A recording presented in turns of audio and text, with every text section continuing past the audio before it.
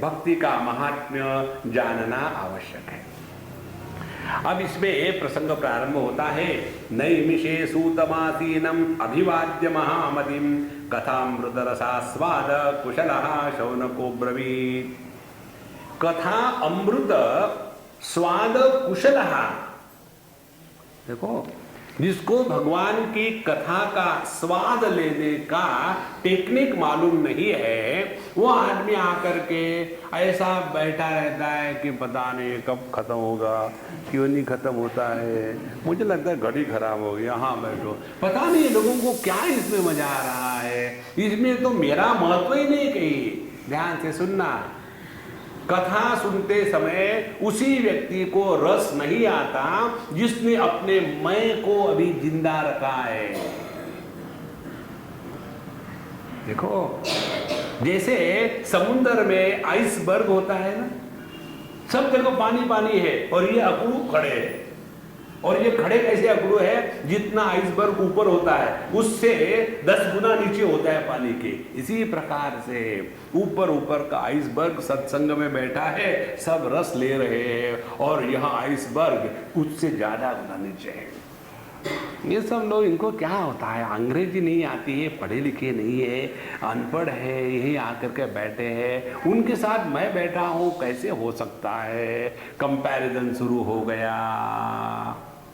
उसके बाद पुरानी स्मृतियां आ गई, फिर अगली चिंता हो गई है, अब खाने के लिए लंच में क्या मिलेगा। देखो, और इस कारण से जिसको कथा सुनने में रस नहीं आता उसको एसिडिटी हो गई। जिनको मेंटल एसिडिटी होती है उनको भगवान की कथा सुनने में रस नहीं आता। तो यह जो शौनक जी थे कि इनको भगवान की कथा सुनने में बड़ा रस आता था, इसीलिए कथामृत रसास्वाद कुशलः शौनकः अब्रवीत्। तो उन्होंने कहा सूत जी से, नैमिषे सूतम आसीनम अभिवाद्य महामतिम सूतम अभिवाद्य। उन्होंने जाकर के सूत जी जो है उनको उन्होंने प्रणाम करके आदर के साथ प्रश्न पूछा। अब ध्यान से सुनना, हमारे शास्त्रों में जो बात बताई है और जिस प्रकार का उसका प्रतिपादन हुआ है, उसी के कारण पूरे देश में गंदगी फैलती है।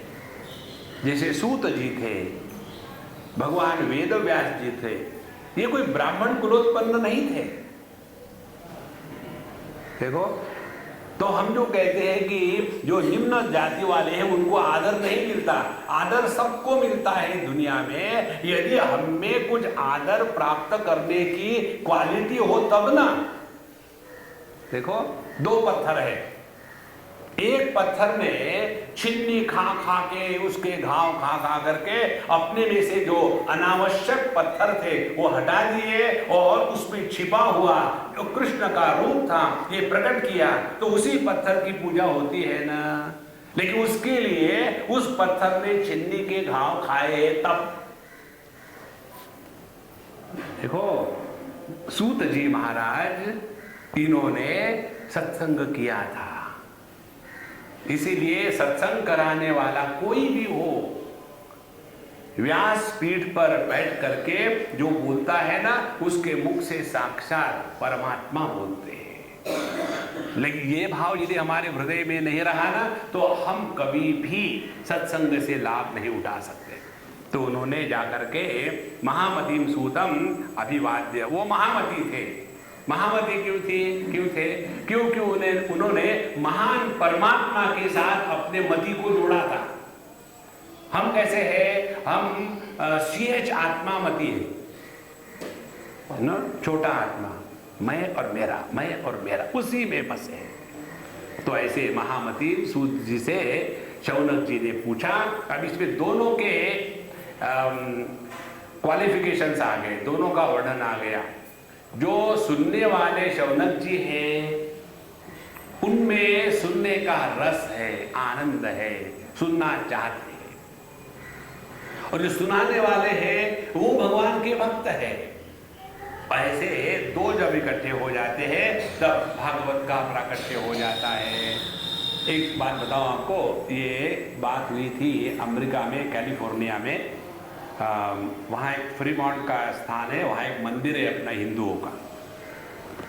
तो वहाँ पहले मेरा लेक्चर हुआ ये माँ बापों के लिए, तब तक कि उनके जो बच्चे थे। अमेरिका की स्पिरिचुअलिटी माने क्या है, बच्चों को संस्कृत में एक श्लोक कहते आना चाहिए, बस बाकी कुछ नहीं। माँ बाप तो रिटर्न ऑफ है। तो पहले मैंने माँ बापों के साथ सत्संग किया 1 घंटा, और फिर सभी के सभी हा हा हु एकदम मस्ती आ गई। और वो सब खत्म होने के बाद दूसरा पीरियड उनके सब जो बच्चे हैं वो आके बैठे, 20-1 बच्चे। तो मैं स्टेज से उतर के नीचे आया, हमने कहा मैं ऐसे बैठता हूँ, और मैंने शुरू किया लेक्चर खत्म किया। लेक्चर खत्म होने के बाद एक लड़की कहती है, स्वामी जी जब आपने हमारे पिताओं को माताओं को सब बताया तो कितने जोक बताए, सब कितने हंस रहे थे, और हमको जब बताया एक भी जोक नहीं बताया, ऐसा क्यों? हमने कहा कि जब मैं आपके माता पिता से बात कर रहा था तो उनमें रस था, वो मेरी तरफ देखते थे, उनको समझ में आता था। जब मैं आपसे बात कर रहा था तो कोई नाखून खा रहा है, कोई ये कर रहा है, कोई उधर देख रहा है। तो मैं फर्नीचर के साथ लेक्चर करने का एक्सपर्ट नहीं हूँ, देखो। इसीलिए कथावाचक और कथा श्रावक सुनने वाला दोनों भी मस्त हो तब भक्ति का रस निष्पन्न होता है। अब उन्होंने, शौनक जी ने सूर्य जी से कहा कि हे भगवान, आप तो ज्ञान के अंधकार को नष्ट करने वाले सूरज के जैसे हो, और भक्ति ज्ञान वैराग्य से प्राप्त होने वाली विवेक के द्वारा आपने मोह को, माया को जीत लिया है। और इस कलियुग में जहाँ हम लोग बैठे हैं, यहाँ तो कोई भी साधन करने में विघ्न ही विघ्न बहुत आते हैं। तो हमको ऐसा कोई साधन बताइए कि जिसके द्वारा जीवन में मौज आ जाए। देखो, भगवान श्री कृष्ण का तात्पर्य मौज में रहो। जिसकी 16,001 बीवियां हो और फिर भी जो ना रोए उसको भगवान कहते हैं। आप लोगों की बड़ी मुश्किल से एक है और 16,108 बार रोज रोते हैं, देखो। तो भगवान की भक्ति करना माने यही सिद्धांत है।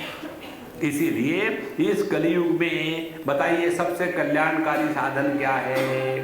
श्रेयसाद्यत् भवे श्रेय पावनानां च पावनम कृष्ण प्राप्तिकरम शाश्वत साधनम तद्वदाधुना। तो आज के जीवन में कलियुग में क्या सबसे बढ़िया है, ये हमको बताइए।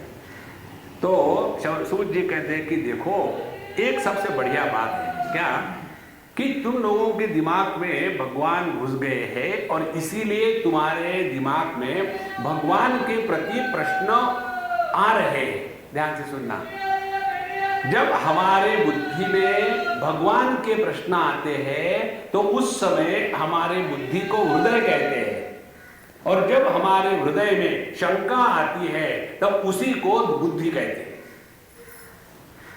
एक ही है, बुद्धि और हृदय एक ही है, जिसमें रस प्रेम का आविर्भाव होता है उसको हृदय कहते हैं।